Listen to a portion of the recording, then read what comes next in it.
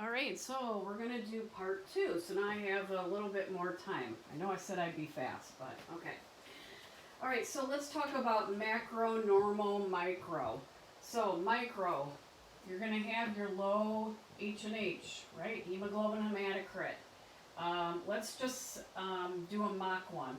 Your MCV, MCH are going to be low. All right, RDW is going to be high because that will whip. All right, so let's just say we have a hemoglobin of 8.6, hematocrit of 24. You have an MCV of 76 and an MCH of 24.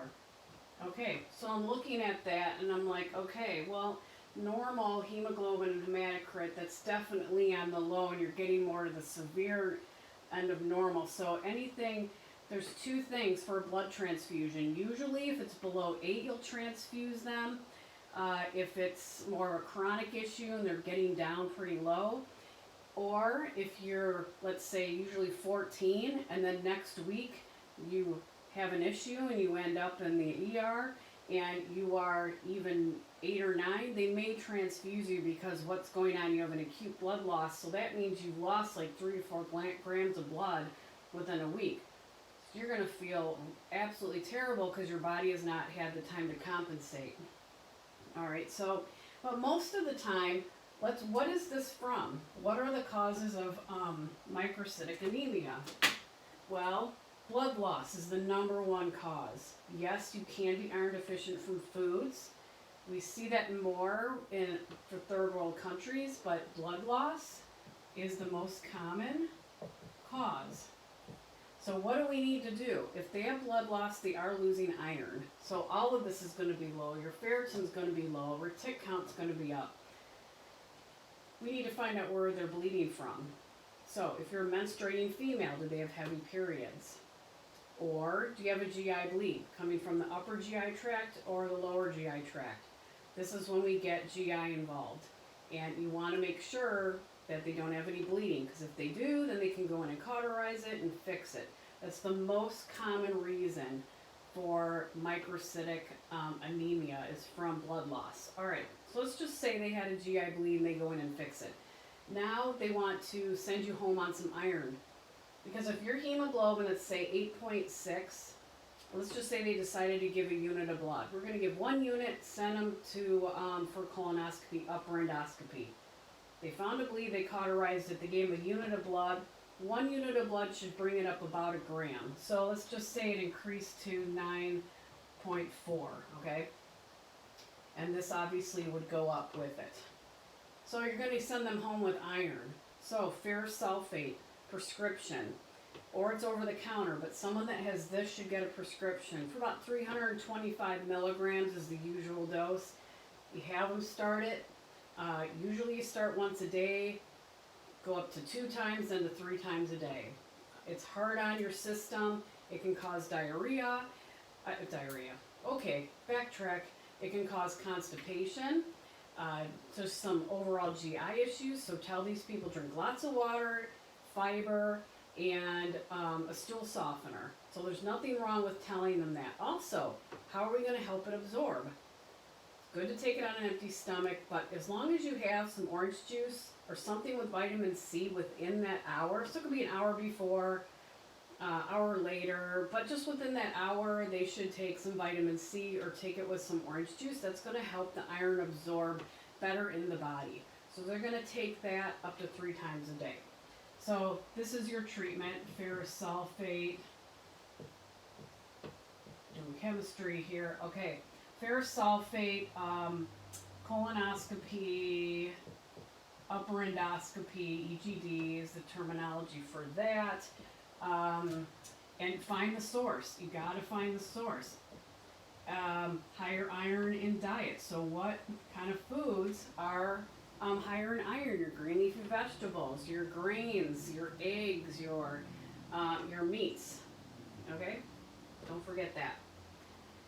Let's go to normal cytic. Let me see how much time I have. Oh, I'm good. Okay. Normal cytic. I'm really going to talk about Now, what does normocytic mean? That means your MCV and MCH are normal. We can see this most commonly in anemia of chronic disease, so somebody with kidney disease. Okay, your hemoglobin hematocrit are going to be low, but these are going to be normal because you still have a normal volume and weight. You're just low in concentration. I know it might be a little hard to understand, but really that part is normal, but you have a lower amount of hemoglobin and hematocrit. And again, with kidney disease, it's that erythropoietin and the generation of that. And you can just be chronically low, and these people compensate, and you do what you can to try to get it up, give them Procrit, or someone that just has multiple comorbidities over time. All right, so it's normocytic. Another thing I want to talk about, which we do see a lot of normocytic, is your hemolysis. So when you think of hemolytic, what does this mean? Destruction, lysis. Okay, hemoglobin, lysis.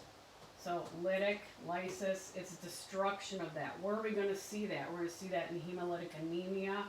We're going to see that in also sickle cell anemia. Remember that sickle cell, it looks like that. Like basically your red blood cells do become destroyed or destruct, and they sickle. But just a minute about, or just a bit about the hemolysis. So if someone has hemolytic anemia, which is most likely genetic, you can get it from medications or infection. But with the hemolytic anemia, you have to watch their bilirubin level, because remember, bilirubin is a breakdown of the hemoglobin in the blood. So if you have too much of this, or it's being destroyed, it's going to breakdown, and the bilirubin is going to go up. We all have bilirubin from the destruction, but we have a normal amount, okay? Because remember, our red blood cells recycle, and they go, I'm not going to get into that pathophysiology. But if you have too much of it that's being destroyed, your bilirubin is going to go up, right? Because it is the breakdown of red blood cells. Okay, all right. So what's the treatment for hemolytic anemia? That's more, you're going to be doing your IVIG immunoglobulins, prednisone, immunosuppressants. Sometimes it can be an autoimmune thing. All right, and now we have sickle cell. So we talked about hemolytic anemia. Now we have sickle cell anemia. Okay, which are like these cells here, right? Okay, with sickle cell anemia, African American are more at risk, hereditary genetic. And with these people, you want to try to avoid a lot of things because they can go into a sickle cell crisis. Let's see, what do we want to avoid?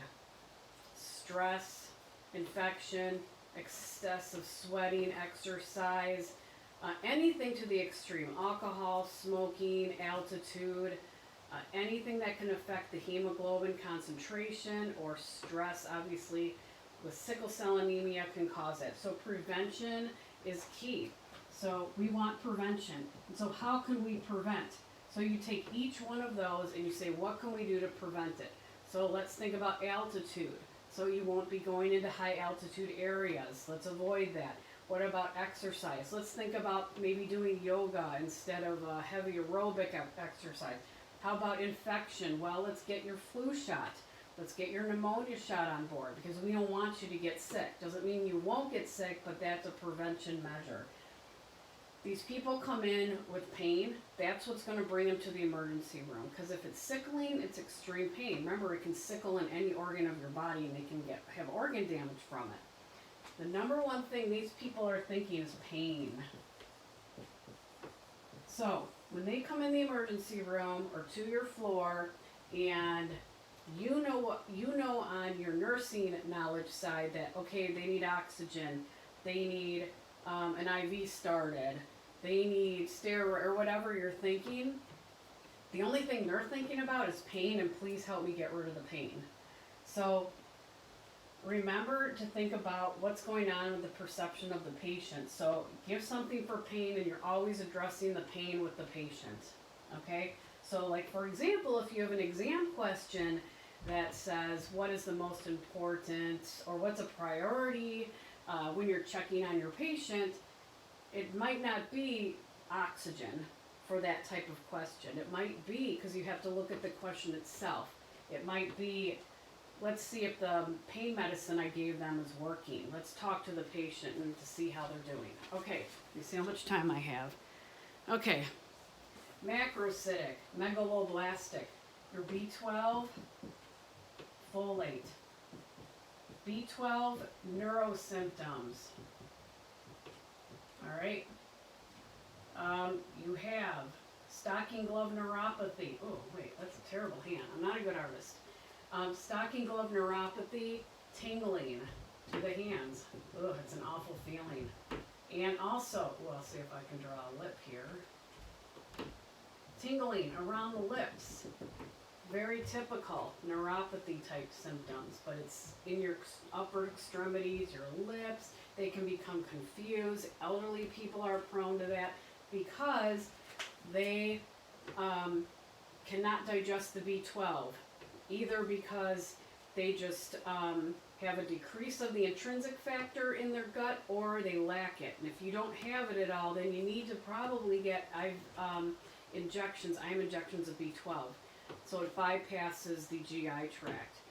Some people with B12 deficiency can do oral, and we can see it go up, but it's not going to be absorbed as well, but just doing dietary, so they need extra supplementation for that.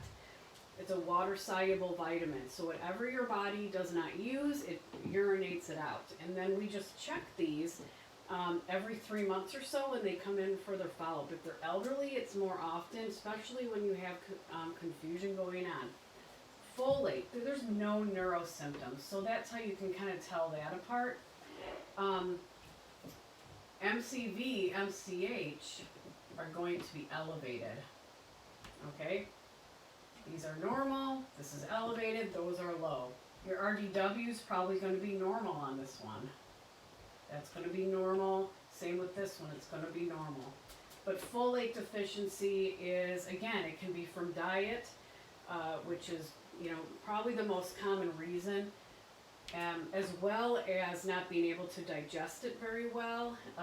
It's also dialyzed through dialysis, so these people need to be on supplements for that. So how are you going to treat it? You're just going to treat the cause of that. So you're going to give them supplementation, okay, and monitor. And then monitor. Okay, so that is anemias in a nutshell. And I think that is all I have for